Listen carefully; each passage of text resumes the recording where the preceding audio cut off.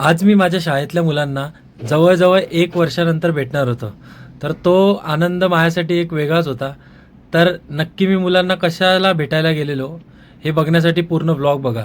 तर सकाळी उठलो, फटाफट रेडी झालो, मग मी निघालो नाश्ता करायला. मी स्वतः तर नाश्ता करायला घेतला, पण मुलांनासुद्धा तिथे लगेच नाश्ता पॅक करून घेतला. नंतर पेट्रोल पंपवर पोचलो, गाडीत पेट्रोल टाकला. नंतर पोचलो लोकेशनला. तिथं आज मुलांची फुटबॉलची मॅच होती.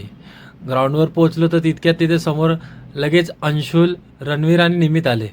त्यांना भेटलो. नंतर तितक्यातच थोड्या वेळातच सर्व मुलं तिकडे आले. सर्वांनी हाय केलं. नंतर मग सर्वांसोबत एक ग्रुप फोटो काढला. नंतर मुलांची पहिली मॅच बघून मग मी निघालो घराकडे.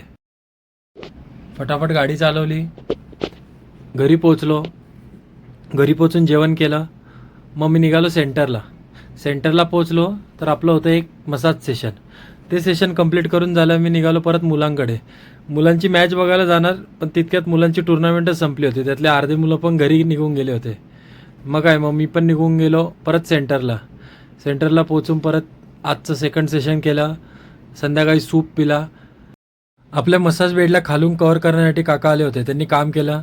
नंतर घरी पोचलो तर आदनी डॉन आली होती. ते बसले होते जेवायला.